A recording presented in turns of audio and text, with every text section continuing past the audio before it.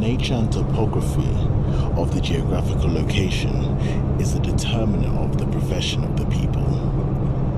This presupposes that those of them that live in this area, the IJAW in particular, are mostly fishermen and women, although there are many farmers among them also. Apart from the traditional role of farming and fishing, other occupations which the IJAW people have been involved in is the middleman role in the trade in the Niger Delta. This is because the IJAW were the earliest people to come in contact with European traders who came to trade in the region, especially during the era of the slave trade. During this period, the antidote for malaria was yet to be discovered. Many Europeans were dying of malaria fever, hence going into the interior to trade was tantamount to premeditated suicide for the European traders. Therefore, the European traders were more comfortable dealing with the IJAW middlemen who went into the interior to get slaves and sold to them. This was the case during the palm oil trade until quinine for the cure of malaria was manufactured and European traders became more confident and began to sort for ways to circumvent the IJAW middlemen. Given the kinship nature of the IJAW political system, as the business became more lucrative and blossomed, some of the kindred kinsmen or kin-based trading lineages grew into large corporations which are known as houses, with an elected leader as well as fleets of war canoes to protect trade and fight rival trading houses for control of the trade in their areas. Very important is the fact that the IJAW people were very hard-working. The nature of their kinship political structure allowed for their ascendance to position of leadership via hard work and acceptability of the person by the people.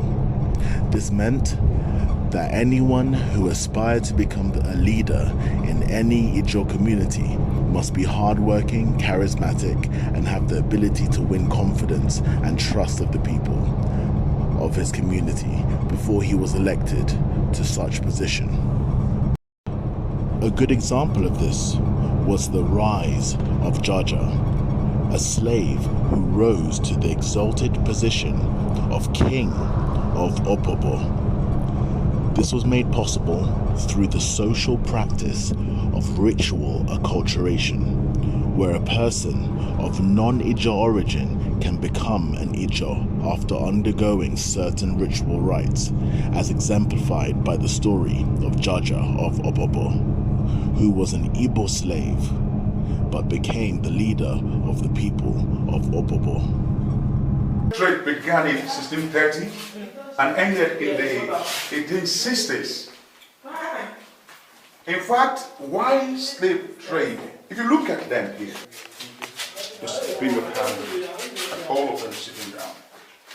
These were the slaves that were taken from the west coast of Africa down to the European markets. They were subsequently sold from there and then down to the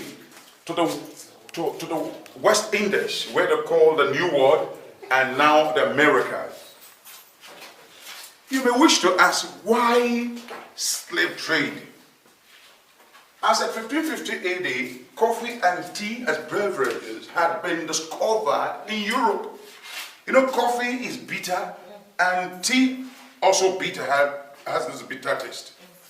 As a way of neutralizing or stepping down the bitter taste, they needed sugar, a neutralizer, which they found in sugar cane. And sugar cane had to be compulsorily, sugar cane plantation had to be compulsorily established in West Indies, that is the America. The original owners of Americas are the Red Indians. They tried the farmers there. They could not cope with the heat. So many of them died. They tried the English people. So many of them died. They could not cope until the suggestion came that they should come to the West Coast, where they had found of West Africa. They should come to West Africa, where they had found men who could withstand all weathers. They came here. They came with jewelries, met some of our obas and obongs, emirs, trade for barter. They gave us their bangles and we give them our slaves. They took them, all of them away. Millions and millions of West Africans died in the voyage down to the New World. Which means they didn't take the slaves forcibly from No. Africa. It was negotiated between the nobles and the European exploiters.